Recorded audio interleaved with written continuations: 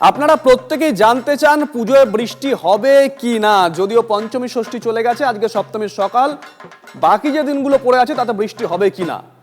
যে weather update আমরা পাচ্ছি, সপ্তমী অষ্টমীতেও ভারী বৃষ্টির ভয় নেই, তবে নতুন নিম্নচাপের প্রভাবে নবমী থেকে বৃষ্টি বাড়তে পারে দক্ষিণবঙ্গে। দশমীতে দুর্যোগের আশঙ্কা রয়েছে। অতি ভারী বৃষ্টির কমলা সতর্কতা দক্ষিণ 24 পরগনায়। ভারী বৃষ্টির পূর্বাভাস কলকাতা সহ দক্ষিণের 8 জেলাতে।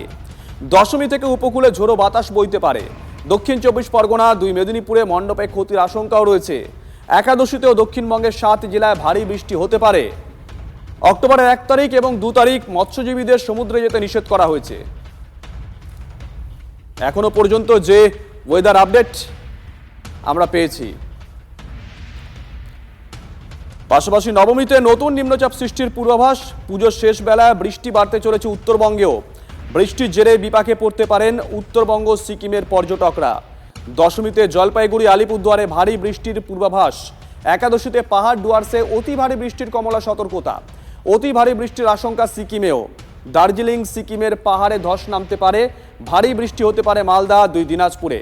দ্বাদশীতেও ভারী বৃষ্টির আশঙ্কা উত্তরের 5 জেলায়।